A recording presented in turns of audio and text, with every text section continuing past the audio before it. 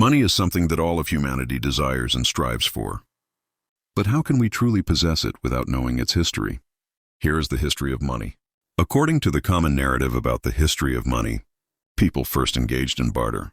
And because barter was difficult, money was invented. David Graeber, in his book Debt, the First 5,000 Years, argues that this narrative does not align with historical realities. According to him, money did not emerge from barter, but from relationships of debt and credit. Anthropological research has not found any society in which people conducted their daily lives entirely through barter. On the contrary, in small communities, people knew one another and carried out exchanges through mutual, trust-based debt relationships. A person would take what they needed and give something in return later. In this system, there was no written money, but everyone knew who owed what to whom. In other words, debt existed even before money appeared. According to Graeber, the earliest known forms of money were not coins, but abstract units of account. In Mesopotamia, temples and palaces recorded debts using standard measures such as weights of silver. Most of the time, there was no actual silver involved. Money existed merely as an accounting tool recorded in ledgers. The economy largely relied on credit.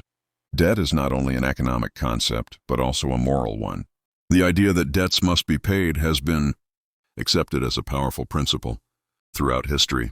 However, Graeber notes that this principle has often been used to legitimize inequality. In ancient societies, people who could not repay their debts could be enslaved or lose their land.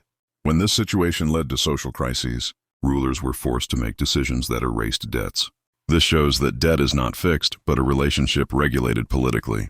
The spread of coinage, on the other hand, is linked more to war and state power than to trade. Empires minted coins to pay their soldiers and then collected those coins back as taxes. The population became dependent on money in order to pay taxes. Thus, markets emerged and money took its place at the center of daily life. According to Graeber, money is not a natural or inevitable system. Money and debt are historical institutions that organize human relationships and have changed over time. For this reason, the economic system we use today can also be questioned and transformed.